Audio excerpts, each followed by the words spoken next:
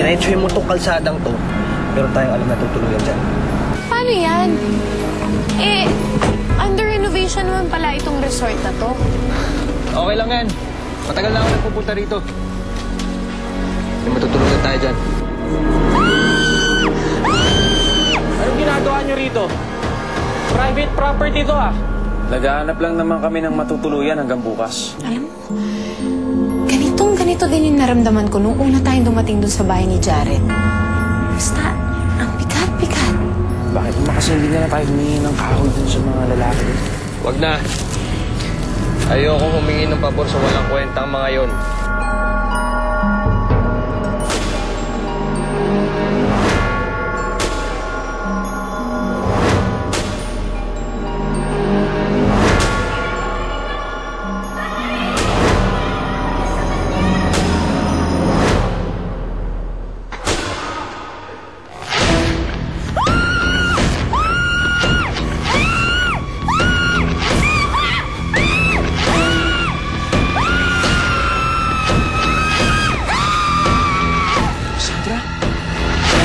Sandra! May humihila daw sa akin palabas ng kwarto. Isipin mo. Hindi ko alam ko. Marami pala kayong lalaki. Parang si Lucas yun. Pag natapos na yung pananakot, yung sinulog natin yung pinagbumutang bahay ng Lucas naman. Hindi ko rin maintindihan. Pero nararamdaman ko, natitiyak ko na si Lucas pa rin yung nandito. Cassandra!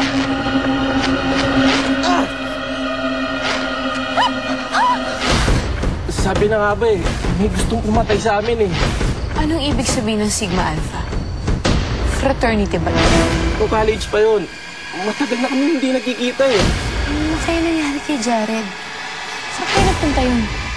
Isa na lang ang kailangan kong patayin. Diba iyan yung nasa picture?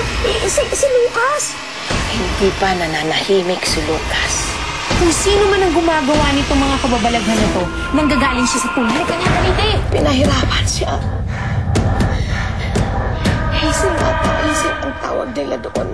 Jared, ikaw ang hilig. Pinapalo siya gabi-gabi. Pinahihirapan siya. Jared! Jared! Natuklasan niya kung sino siya, kung sino ang pagkatao niya. Natuklasan niyang anak siya sa labas ng kanyang ama. Ako yun ang ina ni Lucas. Hindi siya si Jared. Alam kong hindi ikaw yan. Lucas, alam kong sinapian mo si Jared.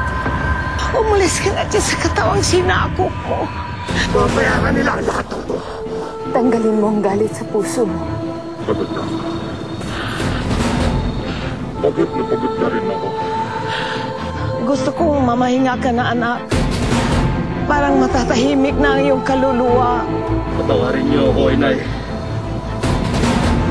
Sa lahat ng pasakit na naitulog ko sa inyo. Baka pwede magtulungan tayong dalawa para maintindihan natin yung mga bagay-bagay na nangyayari sa atin. Salamat, Cassandra. Kapalad ako't nandito ka.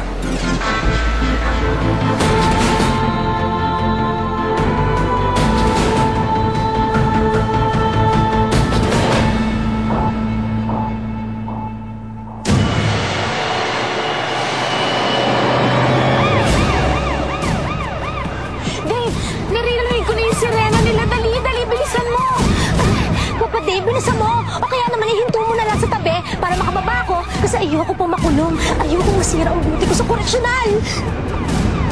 Joke lang, Miss Cassandra. Alam mo namang loyal ako sa'yo eh. Kailangan makahanap tayo marataguan kundi maabutan na tayo pag nakabot tayo sa highway. Saan tatago itong kotse? Dave, ayun! May abandoned building! Dali, dali, dali! Kaliwa mo! Dali!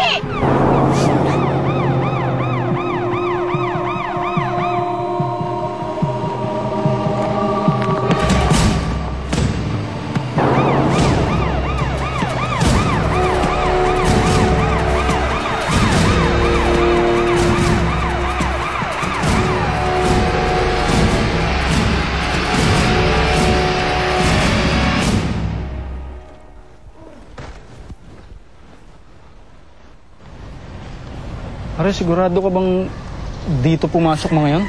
Sigurado ko. Kitang-kita ko eh. At saka wala namang ibang pupuntahan nyo kundi dito eh. Eh, yung reporter na sinasabi mong wanted, talaga bang nakita mo o baka naman kamukha lang? Nakita ko, si Cassandra yon. Sinita ko pa nga eh. Tapos biglang kumalipas ang takbo eh. Halika, hanapin natin. Teka, sandali. Di ba alam mo naman yung kwento sa lugar na to? Oo. Yung may pinatay na babae. Oo. Yung nagmumulto sa bangungot. Pati ba naman ikaw naniniwala doon? Eh, kapitbahay ko yung natagpo ang bata rito eh. Kalaro ko pa nga nung bata kami, si Lisa. Aksidente lang yun. Aksidente? Eh, aksidente ba yung makita yung buong katawan yung sunog dito sa warehouse na to?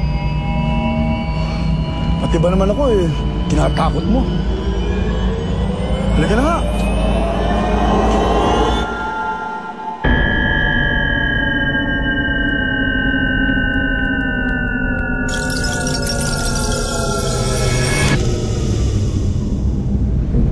Pare! Sandali! Nakikita mo ba yung nakikita ko? Yan yung si Lisa, yung kalaro ko. Ano yan?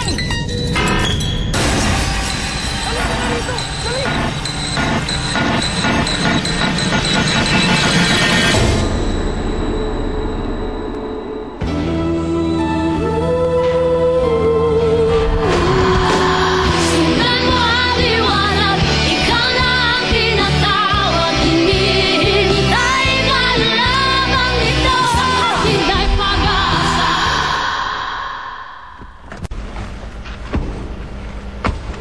Ano? Nasundan ba tayo ng mga pulis? Wala na. Mukhang nailigaw natin sila. Buti naman, no? I've been to the correctional and it's not good, di ba, Miss Cassandra? Ano ka ba naman, Ann? Eh, may mga naging kaibigan din naman ako doon, pero syempre, ayoko na rin bumalik. Magkaroon ka nga ng kaibigan mo, ito naman. Anong klaseng kaibigan kaya yun? Mas mabuti pa nga mga multo kaysa sa'yo eh. At least sila marunong silang tumahimik. Sungit mo naman, Papa Dave.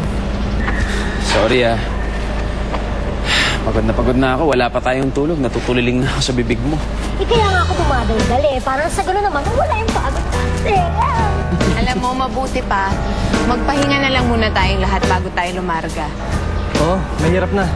Baka nandiyan pa yung polis sa mga paligid. Mabuti pa maghanap ako matutuluyan natin. May sige na, Jared. Ako nang bahala dito. Magpahinga na kayo. Ako na magbabantay. Sige, ito na.